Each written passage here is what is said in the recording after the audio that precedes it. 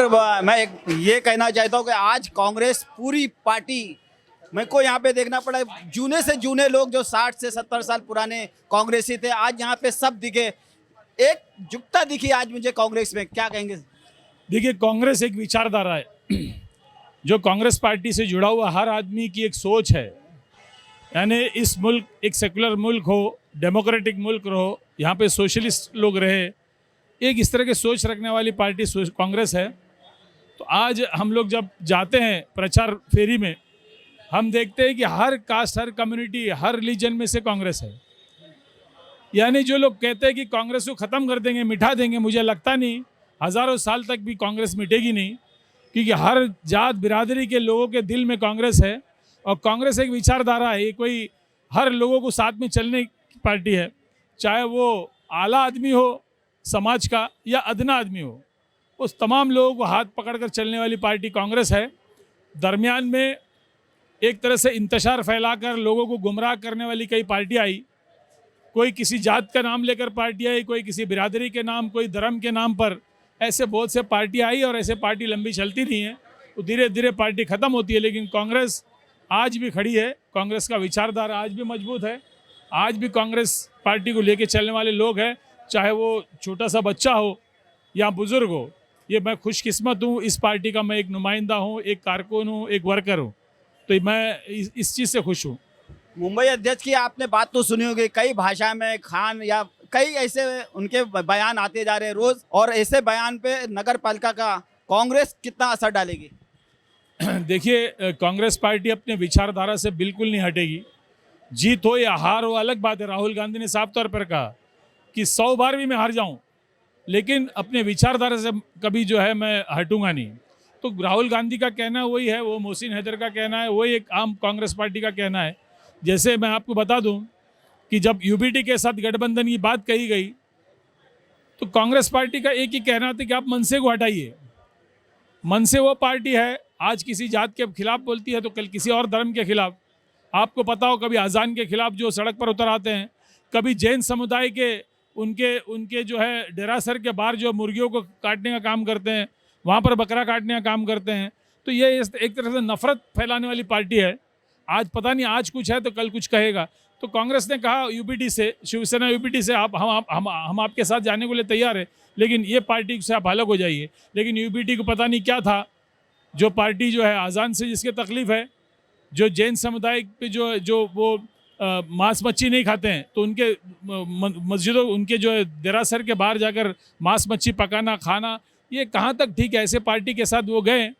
तो कांग्रेस ने अपने विचारधारा, हमारी विचारधारा अपनी विचारधारा, हम अपने पैर पर, अपने बल पर, और साथ में हम विचार जो लोग हैं, बहुजन वंचित बहुजन अघाड़ी है, जहाँ पर आरपीआई है, ये सब फूले अम्बेडकरी, छत्रपति शिवाजी महाराज, ये तमाम लोगों के विचारधारा को लेकर चलने वाली पार्टी है। तो कांग्रेस ही एक वो पार्टी है। तो हम वही कहना चाहते हैं कि यूबीटी के साथ हमने इसे गठबंधन नहीं किया। 50 एकड़ जमीन, गिलबर्ट डी, जू गली, वॉलेस रोड, ये बहुत बड़ा लैंड है, 50 एकड़। इस पे बड़े बड़े नेताओं का इस पे निगाह है, और इसी को देखते हुए पर आप पर कई केसेस लगाए गए हैं।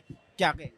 देखिए, आप तमाम लोगों को पता, अंधेरी के लोगों को, कि जो जुल्म इन्होंने किया है, भाजपा के अध्यक्ष ने जो जुल्म किया है, यानी वहाँ पर स्वीपर्स जो है, गौर गरीब बेचारे झाड़ू खाते में काम करने वाले, जो पढ़ा लिखा नहीं, करीब 40-50 साल से वहाँ रहने वाले जो लोग, जिनका हर घर पात्र होना चाहिए, उनको वहीं पर घर मिलना चाहिए। संविधान ने कहा है, जो कायदा है उसके तहत, मुंबई महानगर पालिका अधिनियम के तहत, हर कायदे के खिलाफ जाकर इन्होंने उनको बेघर किया। यहाँ तक ये कहा गया हमारे स्कूल, बच्चों का स्कूल है, 1 महीना रुक जाइए, बिल्कुल नहीं रखा, बेघर किया मुंबई महानगर पालिका की तरफ से। और सिर्फ आमदार अमित साटम ही उसका जिम्मेदार है। आमदार अमित साटम जी ने वादा किया था हर एक को घर दूंगा, लेकिन सबको बेघर कर दिया, गरीबों को जुल्म किया उनके ऊपर। आज आपको बता दूं, 1 साल के अंदर 14 लोग मर गए, 14 लोग, बीएमसी कॉलोनी के गरीब वो लोग। और मैं ये आपके माध्यम से कहना चाहता हूँ, अगर बद्दुआ लगती है दुनिया में, तो आमदार साहब को बिल्कुल वो बेचारे 14 लोगों की बद्दुआ लगेगी। परसों भी एक बेचारा कैलाश मरा, उसके बाद दूसरे दिन उसकी माँ मर गई। यानी बेघर हो गए गरीब लोग, पहले से जो है रोज़मर्रा ज़िंदगी के परेशान को बेघर कर दिया, कोई वसई में, कोई विरार में, कोई अम्बोली में, इस तरह उनको बेघर कर दिया है। मैं यही कहना चाह, अगर बद्दुआ दुनिया में लगती है तो आमदार साहब को बीएमसी चाल वालों की बद्दुआ लगेगी। जो जुल्म उन्होंने किया है वो जुल्म काबिल बर्दाश्त नहीं है। और जहां आपने 50 एकड़ की बात कही गई, आज मुंबई महानगर पालिका इलेक्शन ज़रूर है, लेकिन 61-62 वार्ड के लिए ये नाला, गटर, गली, पानी, बिजली का नहीं है, ये घर का है। जब घर ही नहीं है तो बिजली पानी बिल क्या करोगे आप? आज जो राज्य सरकार की तरफ से जो योजना लाई है, आज क्लस्टर योजना, क्लस्टर यानी पूरा जूगली एक तरफ। पहले ऐसा था एसआरए में 70% ज़रूरत पड़ती थी लोगों की दस्तखत की, फिर 50% हुआ। अब किसी से कोई पूछने की ज़रूरत नहीं।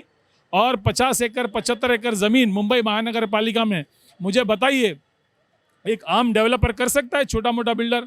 ये सिर्फ 8-10 बिल्डर है, लोधा जैसा, पिरामल जैसा, अडानी जैसा, ये सिर्फ बिल्डर जो है 50-75 एकड़ ज़मीन है। और इस तरह का कायदा बना है वर्षाताई, और हम लोग लड़ रहे हैं उसके खिलाफ। यानी 50 एकड़ ज़मीन आपका एक स्लम हो, उसके आजू बाजू में 25 एकड़, चाहे बिल्डिंग हो प्राइवेट, चाहे कोई रिजर्वेशन हो, गार्डन हो, कोई भी रिजर्वेशन, स्कूल हो या प्राइवेट बिल्डिंग है, हमारे आपके अगर घर भी हो, तो वो 75 एकड़ की ज़मीन के अंदर सीओ एसआरए उसको लेकर प्लानिंग कर सकती है। ये कहाँ का मतलब कोई डेमोक्रेटिक मुल्क है? ये टोकशाही है कि लोकशाही है? तो उसके खिलाफ सिर्फ एक ही पार्टी, कांग्रेस पार्टी लड़ रही है। और मैं आपको बता दूं, ये जो लड़ाई बहुत बड़ी ताकत के खिलाफ है, तो ये एक नगर सेवक की बस की बात भी नहीं है। अगर मैं अकेला जीत के आने के बाद भी नहीं लड़ सकता हूँ, लेकिन मेरी पार्टी मेरे साथ है। वर्षाताई ने हमेशा साथ दिया है। हमारे आमदार असलम शेख हो, आमदार अमीन पटेल हो, ज्योति गायकवाड़ हो, वो तमाम लोग एक साथ खड़े कर मुझे कहा है कि ये लड़ाई आप लड़िए, ये लड़ाई आप लड़िए, चाहे कितनी बड़ी ताकत हो, पार्टी आपके साथ है। आज मुझे बेल मिली है, 7-8 धारा मुझ पर लगाया था। मेरा जो है पूरा वकील का खर्चा मेरी पार्टी ने किया है, वकील मुझे दिया उन्होंने। यहाँ तक कहा कि सुप्रीम कोर्ट में भी जो भी खर्चा आएगा हम करेंगे, लेकिन आप हक के लिए लड़ रहे हो, हम आपके साथ है। तो जब गर्व है ऐसी पार्टी में हूँ, ऐसे पार्टी के अध्यक्ष है वर्षाताई, ऐसे पार्टी के जो है लीडर है, जो मजलूमों के साथ, गरीबों के साथ उनकी लड़ाई मैं लड़ रहा हूँ, तो मेरे साथ जो है मजबूती के साथ खड़े हैं। मुंबई अध्यक्ष आपको बहुत ज़्यादा टारगेट किया है और 1 साल से मैं देख रहा हूँ कंटिन्यू आपके ऊपर टारगेट पे टारगेट हो रहा है। उनके जितने भी नगर सेवक से मैंने अभी तक बात किया, जो उम्मीदवार हैं अभी, उन्होंने कहा कि अमित साटम ने इतना काम किया है कि उनके काम पे हम जीत कर आएंगे। देखिए उनकी मजबूरी है, क्योंकि कोई लीडर को तो खड़े नहीं किया उन्होंने, अपने पीए को खड़ा कर दिया है, अपने जो काम करने वाले को जो टिकट दिया है। कोई उनकी पार्टी के भी जो मजबूत काम करने वाले मैं जानता हूँ, क्योंकि मैं 25 साल से कॉरपोरेशन में हूँ, 27 साल से। यहाँ पे 2014 से पहले भी बीजेपी के लोग हुआ करते थे, वो काम करते थे, वो हर किसी को लेके चलने वाले लोग थे, बीजेपी के थे, लेकिन हर किसी को लेके चलते थे, एक तरफा कभी उन्होंने काम नहीं किया।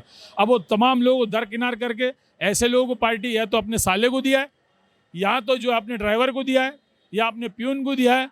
तो आप देखिए भाजपा के जो कार्यकर्ता है, जो काम करने वाले, उनसे पूछिए अकेले में आप, जो उनकी वेदना है, उनकी तकलीफ को आप समझ लीजिए। तो इन्होंने भी जो काम किया तो वो वाहवाही करेंगे। और 4 साल मुंबई महानगर पालिका में सत्ता रही, 4 साल, हर एक साल ये आमदार अमित साटम ने 35 करोड़ लिया है, कभी 25 करोड़ लिया है। अभी जो है 1 महीना पहले 10 करोड़ मुंबई महानगर पालिका। मैं समझता हूँ कि कोई भी आमदार ये जो 4 साल में जो पैसा मुंबई महानगर पालिका लूटा है, जिंदगी में किसी आमदार ने इतना पैसा नहीं देखा होगा। उनके फंड आता है 4 करोड़ मैक्सिमम, ये 35-35, 50-50 करोड़ रुपये मुंबई महानगर पालिका तिजोरी से उन्होंने लूटा है। और उसके बाद क्या काम किया आप देखिए मुंबई शहर में। जुहू में ब्यूटिफिकेशन किया 35 करोड़ रुपए, बताइए मुझे ब्यूटिफिकेशन कहाँ हुआ मुंबई में? आज जंग पकड़ लिया सब, मुंबई करों का खजाना लूटने का काम किया है। और पिछले 23 साल शिवसेना के साथ गठबंधन में रहा, शिवसेना ने जो भी काम किया हमने विरोध किया। एक मुद्दे पे इनकी हिम्मत नहीं थी, अमित साटम भी नगर सेवक थे, एक मुद्दा ये बता दे मुझे निकाल कर कि मैंने शिवसेना के इस मुद्दे पे हमने विरोध किया है। वहाँ छुप कर उनके साथ रहा, 4 साल उनकी सत्ता रही, बोलेगा क्या? मुंबई की हालत देखिए, सड़कों की हालत देखिए, यहाँ देखिए रोड वाइडनिंग कितने साल से नहीं हुआ है, प्रदूषण देखिए, मुंबई में झुग्गियों में रहने वालों की जो हालत देखिए। तो ये हालत पर बोल नहीं पाएंगे। तो ये की चीज़ें खान हैदर मुझसे बोला कि इनके बाप कौन, अपनी बाप का पता बता, मेरे बाप के पता मत पूछ, अपने बाप कौन है वो पता। तो हम लोग इस तमाम चीज़ों से लड़ने वाले नहीं हैं। हम पर केस दर्ज किया है और आप करोगे, मुझे पता है जितना केस करना करो, लेकिन 65 और 66 के हर वो गरीब के साथ मैं आपके माध्यम से कहना चाहूँगा, इलेक्शन ख़त्म होने के बाद तो लड़ाई हमारी शुरू है, इलेक्शन तक लड़ाई नहीं है। हमें पूरी यकीन है कि ये 64-66 में जैसे इन्होंने 25 साल से हमारे साथ दिया है, वैसे आवाम हमारे साथ देगी। उनको पता है इनकी असली लड़ाई लड़ कौन रहा है। तो मुझे पूरा यकीन है हमारी लड़ाई तो इलेक्शन के बाद है, इनके घरों की लड़ाई, इनके तमाम चीज़ों की लड़ाई इलेक्शन के बाद है। और मुझे उम्मीद है मेरी पार्टी कांग्रेस पार्टी मेरे लीडर में साथ देगी और इनका जो नापाक इरादा है हमने वक्ती तौर पर रोका है, लेकिन इनका नापाक इरादा हम रोकेंगे। हमारे हर इंसान को घर मिले, हर घर वालों को, और यहीं पर मिले, और जो मिसिंग है उनको मिले। हमारे मंदिर मस्जिद जो चर्च हमें हमारे एरिया में वो कहाँ मिले, ये तमाम चीज़ जब तक वो क्लियर नहीं करती है, जब तक का वो एक भी ईंट हम लोग गिराने देंगे नहीं। हम लड़ेंगे, हम भिड़ेंगे लोगों के लिए, हमारी पार्टी हमारे साथ रहेगी, मुझे पूरा यकीन है। और इसलिए जो लड़ाई, हमारी लड़ाई इलेक्शन के बाद है, इलेक्शन से पहले कोई लड़ाई नहीं है, इलेक्शन के बाद लड़ाई है। और ये जितने आपको दिख रहे हैं तमाम पार्टियों में घूमते हुए, एक तरह से हमारे जो गिलबर्ट हिल जूगली हल्के को जो लोग जानते हैं उनको पता है यहाँ पर त्योहारे की तरह बनाते इलेक्शन को, दबा के चलाते, मस्त बहुत जो है ये रैली और ये तमाम चीज़ें निकलती है, हर पार्टी के निकलती है। लेकिन आप जब मशीन खोल के देखो सिर्फ आपको कांग्रेस नज़र आएगा। ये तमाम लोग जो है वो हर झंडे लेके निकलते हैं, मौज मस्ती करते हैं, घूमते फिरते हैं, नारे लगाते हैं। लेकिन 16 तारीख को आपको दोनों वार्ड में सिर्फ आपके माध्यम से बोल रहा हूँ, मैं दावे के साथ बोल रहा हूँ, टीवी में बोल रहा हूँ, 16 तारीख को ज़्यादा वक्त नहीं है, सिर्फ आपको यहाँ पर पंजा नजर आएगा, दूसरा कोई निशान यहाँ पर नजर नहीं आएगा। आपके माध्यम से मैं कहना चाहता हूँ, दो पार्टियां जो मुसलमानों के हित कहने वाली बीच बीच में घूम रही कि हम नारे तकबीर के साथ में, अल्लाह अकबर के साथ में, ये हमारे अंदर जिगरा है कि हम अमित साटम को चैलेंज करता हूँ। एक समाजवादी है, एक अकबरुद्दीन ओवैसी, उसके बारे में क्या कहेंगे? मैं यही कहना चाहता हूँ, ये जो घरों का मसला जब चल रहा था, आफत आई थी, तब ये पार्टी के लोग थे किधर? एक वो जो पार्टी है वो खुद का अपना घर बचाने के लिए खड़े हैं, दूसरे पार्टी है जो सैकड़ों घर जो सरकारी ज़मीन पे जो बनाई वो अपने बचाने के लिए खड़ी है। तो ये इस तरह के पार्टियां जो आती है जाती है, आवाम को बिल्कुल पता है। मैं ये वही आपसे फिर से कहना चाहता हूँ, ऐसे कितने पार्टियां हैं, 16 तारीख को आप देखिए मशीन में इनके कई निशान नज़र आते हैं क्या? ये इस तरह के पार्टी आते चले जाते, इसका हम कोई मतलब नहीं। आवाम जानती है कि ये क्यों खड़े हैं, ये तमाम लोगों का फाइनेंस कौन है, क्या मकसद से फाइनेंस किया गया, इलेक्शन में आया क्यों रहे, इनका मकसद क्या है, पैसे कहाँ से ला रहे, किसके पैसे से लड़ रहे हैं। ये आज मुझे बोलने की ज़रूरत नहीं, 2017 में मैंने बोला था स्टेज में। अब आवाम जानती है कि ये पैसा कहाँ से लाता है, ये लड़ता क्यों है, लड़ने के बाद चले कहाँ जाते हैं। लेकिन मुसीबत का जब वक्त हो, कोविड का वक्त, जब लोग दाने दाने के लिए मोहताज था, लोग डर रहे थे एक दूसरे से, हस्बैंड वाइफ से, वाइफ हस्बैंड से दूर रहते हैं, ऐसे में मेरा बेटा सुफियान हैदर जूहू गली के सड़कों में वैन से जरिए जल लेके आके अनाज लोगों तक पहुँचाया। हमने पहुँचाया, मेरी बीवी ने पहुँचाया, मेरे कार्यकर्ताओं ने पहुँचाया, मेरे साथियों ने पहुँचाया। ये भी नहीं सोचा कि मौत के मुंह में हम जा रहे हैं, कोविड है, क्या होगा पता नहीं, कोविड था क्या, लोग मर रहे हैं। एम्बुलेंस में मौतें हो रही थी, 2-2 दिन 3-3 दिन। जो BSS हॉस्पिटल आपने देखा बंद रखा हुआ था, सरकारी हॉस्पिटल, लोग मर रहे थे सड़कों पर। एक बार जाके मेरी पत्नी मेहर मोहसिन हैदर ने कहा ऑफिसरों के साथ, आप हॉस्पिटल खोल दो, हॉस्पिटल में कल खोल देंगे। दूसरा दिन तीसरा दिन खोला, थोड़ा हंगामा किया, हंगामा तोड़फोड़ कुछ नहीं किया, लेकिन उस वक्त भी केस किया। मेरी पत्नी भी बेल पे बाहर है, स्कूल पे आंदोलन किया, वो बेल पे बाहर है। मेरे बेटे पे 8-8 10-10 केस है।